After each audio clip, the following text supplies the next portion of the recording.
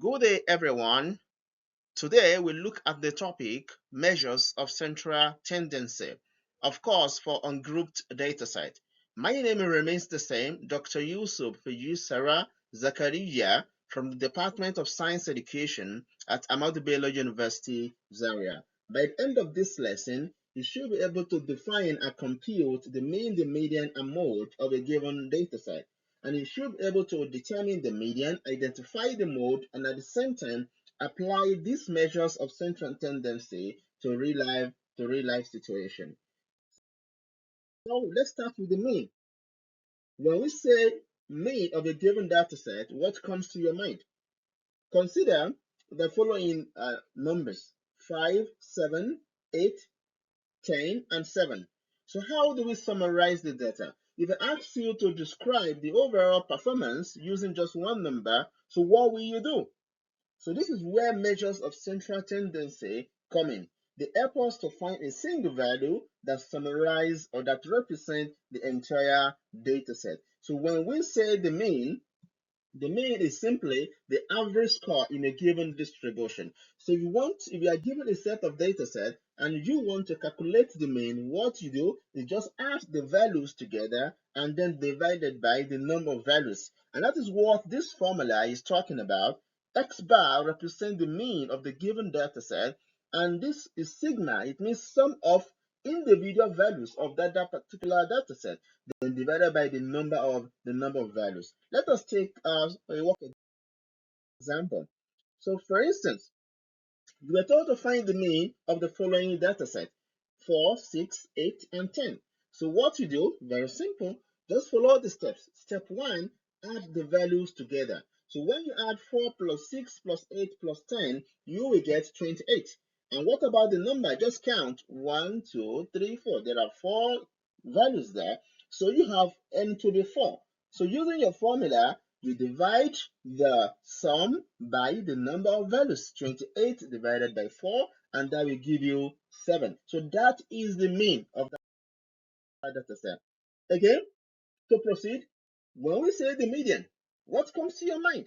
The median is simply the mean value of a given data set when arranged in order. And this ordering could be ascending, that is from the biggest to the lowest, or descending, could be ascending from the smallest to the highest, or descending from the highest to the smallest. So either way, so the procedure is simply you are given a set of data, arrange them in order, either from highest to lowest or from lowest to highest. Then you find the middle value. If n is odd, if number of values in your data set is odd, then the middle value will represent your median.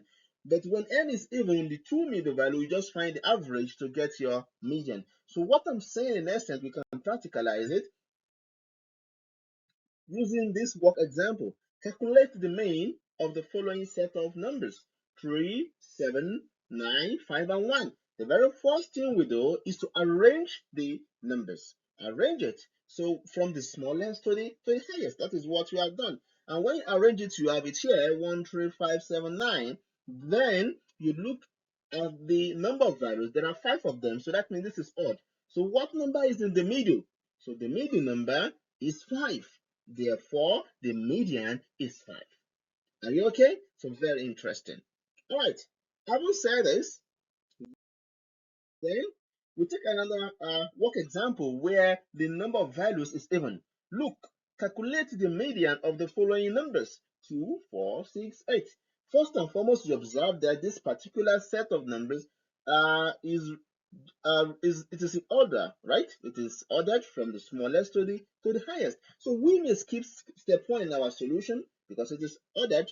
Then the next thing we observe, the number of values here are 4, right? That is even. So the two middle numbers are 4 and 6. Therefore, the mean of this particular distribution is by adding these two middle numbers together. 4 plus 6 divided by 2, that's 10 divided by 2. Therefore, the median for this distribution is 5. Are you okay with this? Excellent. So let us take the next measure of central tendency, which we call the mode. Mode simply means the value that appears most frequently in your data set. So this is too easy. Consider this example. What is the mode of the following distribution? The very first thing you look, 2, how many 2's are there? How many times does 2 appears? 3, how many times it appears? 5, how many times it appears? And so on. Then you can calibrate that, count the frequency, right? Look, we have 2, it appears 1 time. 3, it appears 3 times. 5, it appears once. 6 appears once. 7 appears once. So therefore, the number that appears most frequently is actually 3. So therefore, the mode is 3. All right. So the mean, the median, and the mode, three of them, we use them to describe our data set, and the three of them are collectively called the measures of central tendency. All right. Let us take more examples. All right. Let's take more examples. So, for instance, look at this set of numbers 5, 10, 15, and 20. You want to calculate the mean. Simply, you add the numbers together. 5 plus 10 plus 15 plus 20, you get 50. How many values are there? 4. Then you divide 50 by 4 to get your mean. As easy as that. Or you want to find the median of this set of data set. 6 to 9. For the very first thing you do, you arrange, okay, either ascending or descending order, either from the smallest to the highest or from the highest to the smallest. Then you locate the middle number. Look, n is odd here, so therefore the middle number is 6. So the median is actually 6. Then we proceed to further examples where we want to calculate the mode of this set of numbers. The very first thing we do, we count. 1 appears how many times? Just only 1 time. 2 appears how many times? 1, 2, 3, 3 times. Then 3 appears how many times? Once. Then 4 appears how many times? Once. Then 5 appears how many times? Once. So therefore, the number with the highest frequency is 2. And so the mode is 2. Are you okay with that? Excellent. Then we also look at this data set 3, 6, 9, and 12.